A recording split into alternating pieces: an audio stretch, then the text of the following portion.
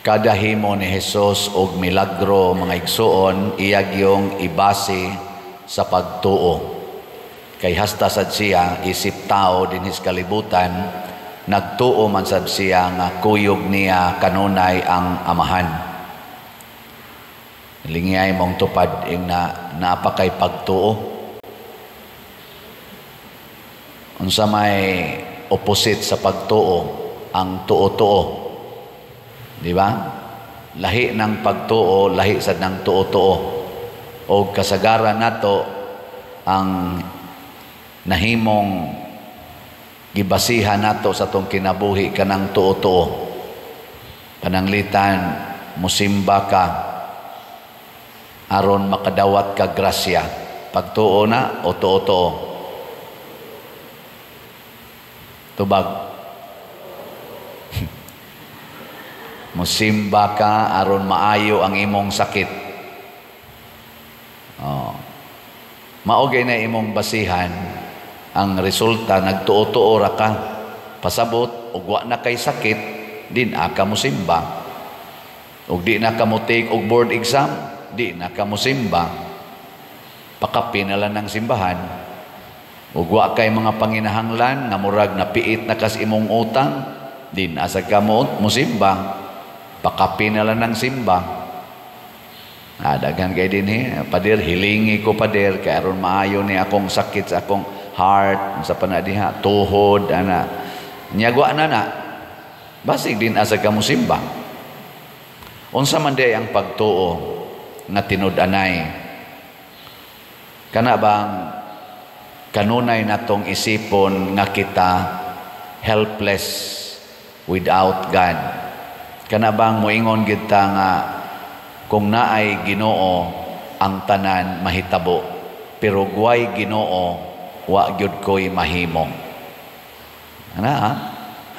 Aron bisag naa pa kay mahimo, tan-aw nimo murag naa kay mahimo, di jud ka mosalig anang imong mahimo. Kay kahibaw man gyud ka nga kun mawa ang Ginoo kanang imo rong gisaligan nga gamay nga kahimuan, mawa sad na kanang imong health. Kaning atong healthy kay ka, ay pagsalig ana. Huna-hunaa kanunay, kinsay hinungdan nga nung healthy ka. Kanang imong intellectual genius, kanang bright kay kastanan, isip estudyante, isip administrator, isip unsa pa dihay imong ranggos katilingban, isip presidente baka ka, gobernador o barangay tanod, bright kay kastanan. Ayaw pagsalig ana. Ing nagyod nga kunway Ginoo wa gyud koy mahimo. Gilingay imong tupad. Ing nagwapay Ginoo wa gyud unta kay naong. Ing na. Ing nagwapay Ginoo wa gyud nang imong naong. Ug way Ginoo di jud ka birthday karon. Naarba taroy nag-birthday tong atong lektor. Wala. Sister Eli, kuyog sa niya iyang buotang bana si Brad Paul. Pero guway Ginoo, wa na ni silang duha ron. Kanisang akong pagmisa, o guway Ginoo, adi nasad ko kamisa. So, the awareness, kana yung wa tay mahimo, kunwa ning atong gituuhan. Muna, ang babae, dinis atong ebanghelyo, nituo siya nga ang iyang sakit mawa ra gyud kung naa si Hesus. Mo to nihikap siya sa kisinina ni Hesus, lingi day si Hesus in siya ang imong pagtuo mo'y makaayo nimo. Ayo din siya. So magsige na lang ito siya hikap ni Hesus. Ang katosang katong opisyal niingon sad siya, ang akong anak namatay pero naalang yun ang Ginoo, mabuhi ra gyud ni siya. Gidaan niyang Ginoo dito. Nabuhi iyang anak. Ako bitaw karon moingon ko dakuan ning utanga 70 million. Pero naalang gyud Ginoo, impas ra gyud ni. Amo na baligya daig slat. Ingon ako, naay daghang mautanan ako, pader unsa man gid ang slot?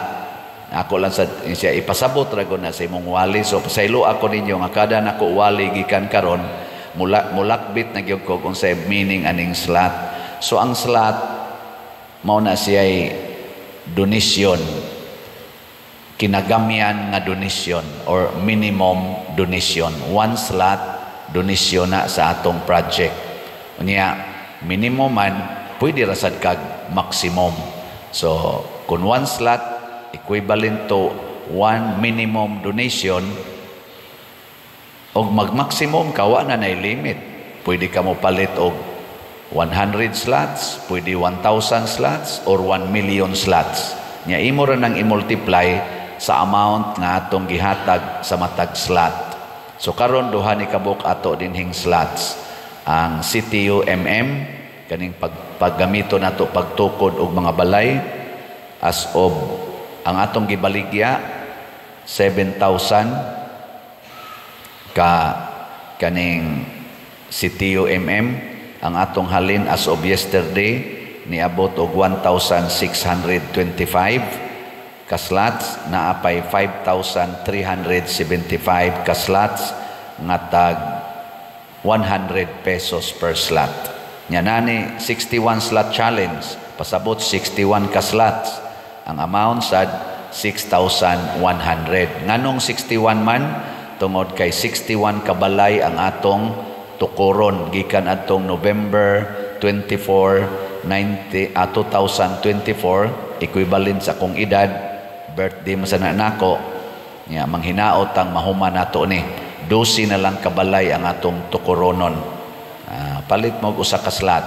Unya kanisang atong dako-dako nga slot para ibayad atong 70 million, ang title Grace.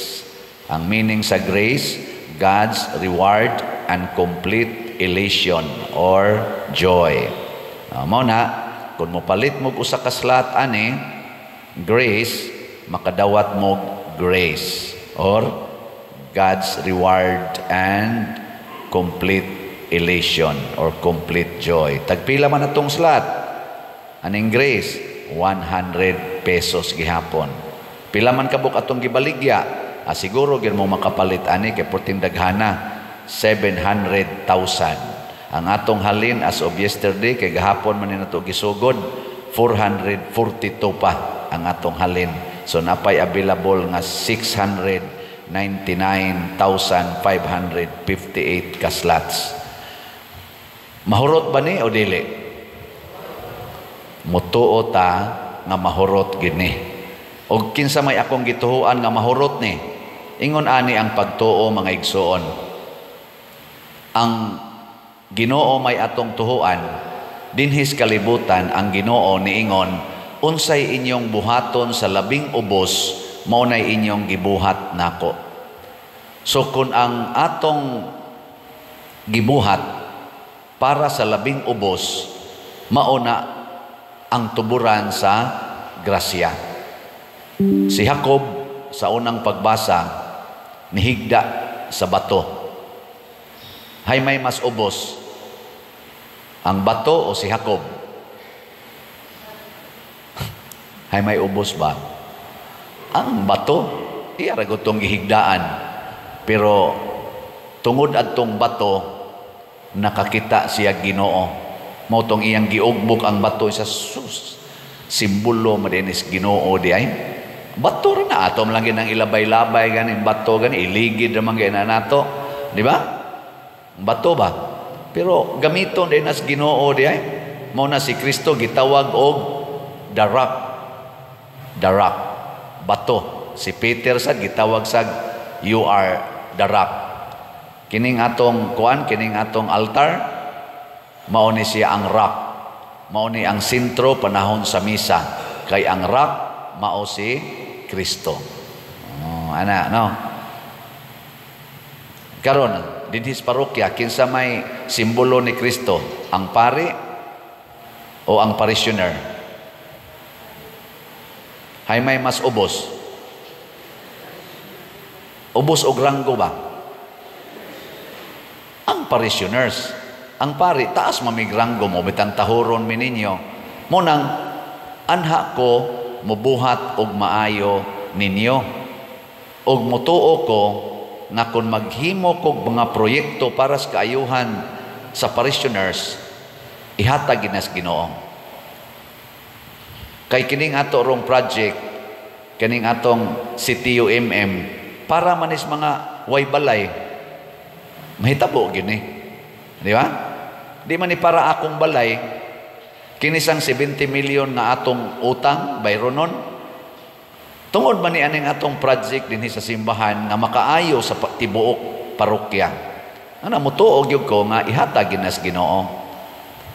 In relation sa slot, kinsa may mas ubos, kamo o ako nga namaligyag slot? Kinsa bay mas ubos, kamo o ako? Hoy tubag mo eh. Ako mo'y ubos kay wa man ko'y kwarta, mao bitang mabaligya kong slot. Kung di mo palit, wa ko'y ako. Sa ato pa, ako'y in relation sa slot, ako mo'y ubos. Kamo mo'y naay kwarta. Mao bitang makapalit mo, ako makapalit sa ko ginagmay, pero di na ko ni mapalit ning tanan. Nakaron, unsa man sa inyong buhaton para motubod ang grasya sa inyong kinabuhi. Buhatan ninyo ang maayo nga rinako. Unsaon man, palit mog slot. Anara, unsa may sa mahitabo, tagaan sad mos Ginoo sa inyong mga gikinahanglan. Mao na diri sa atong tubag sa Salmo, unsa may atong tubag? Diha kanimo Dios ko, gibutang ko ang akong pagsalig. Kamo may ubos sa ranggo, ako may taas og ranggo, akong ibutang ang akong pagsalig diha ninyo. Sa paghatag sa donasyon, ako may way kwarta, kamo may naa, ibutang pod ang inyong pagsalig diri nako. Sa atong mga government officials, kinsa may taas og ranggo in relation sa ranggo, ang na-elected o ang mga tao? Kinsay taas og ranggo? Ang na-elected. Ang na-elected. Taas sila ranggo. Gobernador, mayor, senador, presidente. Ana, taas gina sila ranggo kay elected gud sila. Pero in relation sa kaayuhan, sa katilingban, kinsa may dunay kapasidad nga monindot sa atong katilingban, ang presidente o ang katawhan? Ang katawhan, kay kun way mga tao, way mahimo ang presidente o way mga tao, unsa may iyang buhaton? Iyang limpyuhan ang tibuok nasod, siya rang usa, patay siya. Kun way tao nga diha sa munisipyo, way mga residents na aday mahimo ang mayor, maglakaw-lakaw siya siyang usa din is Liluan, si Mayor Aljo, wa siya mahimo eh. Kung way tao ang probinsya na aday mahimo si Governor Pambari 4, mo na ang buhaton sa unta sa mga elected officials, ang tanan nilang buhaton para gyud sa kaayuhan sa mga tao. Aron monindot ang ilang community nga gialagaran. Ang tao mo ilang sentro, dili ang ilang kaugalingon. Ako sad, akong gihunahuna kanunay, kamo. Ibalhin naman ko dito Compostela karong August 5, sila na sa akong hunahunaon. Pero kay ako man sad mong online parishioners throughout the world, iampo sabta mo. Ug unsaon ako na pagpaagi, pinaagi aning atong slot. Kay ang atong slot naanay naka-attach nga grasya, sama aning grace, God's reward and complete elation. Mao na akong isigig pangaliyas Ginoo sa tanan akong adlaw nga magampo ko ug magmisa ko. Apil mong tanan nga namalit ana. Sitio, unsa man na, Christ Transforming Union. Magampo ko nga ang inyong kinabuhi mag-anam gid untag ka united, kahiusa. Mao sad nay akong paningkamot. Mao na niya gitawag og pagtuo. Mutuo ko nga kamo mo'y makapatuman sa akong pagkapari. Mutuo sad mo nga ang akong pagkapari mo'y makapadangat ninyo sa kaluwasan. Anhi na dinhi ang gitawag og lawas ni Kristo. Ug hinaut unta dili ta mo makalimot ana. Labi na gyud in relation sa atong pagtinabangay aning paggamit aning kwarta. Slat-slat ra ning ato pero dagko kay nig epekto.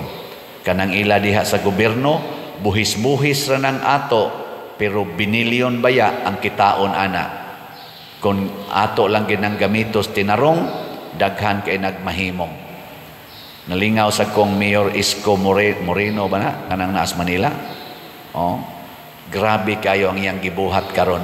Pila pa lang kaadlaw, limpyo na sad kayo ang Manila ug nakita na sad niya ang daghan kayong anomalya sa pipila ka mga opisyal. Gani gimension pa niya mayor o congressman.